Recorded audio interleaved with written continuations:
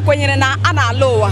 ha nwere nkwenye asị na ọ na-abụ mmadụ nwụọ na o nwere ike ịlọ ụwa ọzọ ya mere ụfọdụ n'ime ha ji na-ekwusi ọ bụ nwoke ọ sị na ụwa ọzọ ya ga-alụ ụfọdụ na-asị na nwaanyị ka ha ga-abụ ụfọdụ na-abụkwa na ụmụ nwaanyị ha sị na ụwa ọzọ ha ga-alụ bụ nwoke ụfọdụ nwere ike ọ bụrụ onye dara ogbenye ọ sị na ụwa ọzọ ọ ga-alụ na ọ ga-abụ ọgaranya ihe ndị a niile bụ nkwenye ndị Igbo nke gosiri na ha kwenyere n'ịlọ ụwa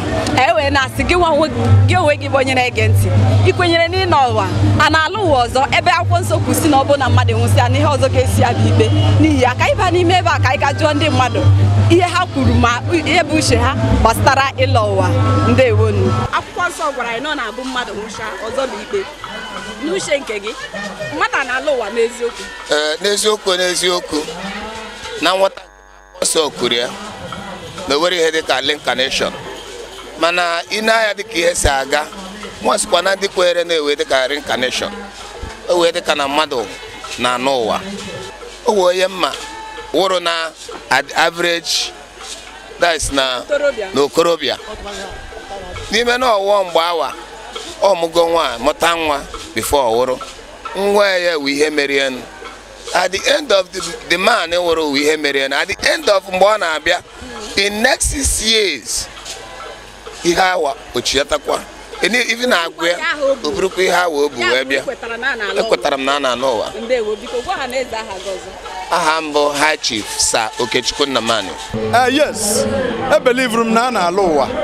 because ọ bụrụ na anyị nwa Igbo ọ bụrụ na ọtụtụ n'ime anyị ekwenyecha na a na-alụ ụwa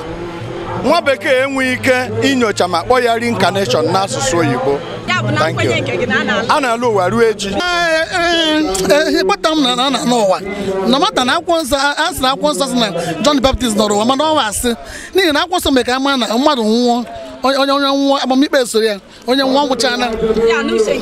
n'uche nke mara na-anụ ụwa.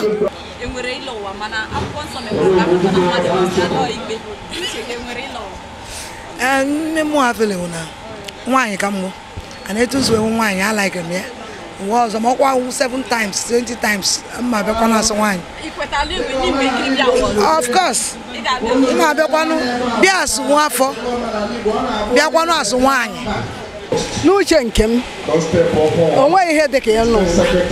ihe mma ụnụ onye nwụọ ọnwụsigo ịma na mgbe ochie o nweghị onye na-eje ụka na ihe ha niile na-aga ọwụ mmụọ and ha niile onye ọbụla nwere arụsị na bie nkwenye ha ahụ ka ha jiri kwe beta ịnwawa ụmụ Chineke bụ ndị na-eje ụka ndị akpọrọ Kristian since ndị ọcha ji wetara anyị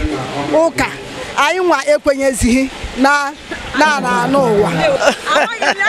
Ekweta m na m ala ụwa because di m bụ Reverend Johnson Osuagwu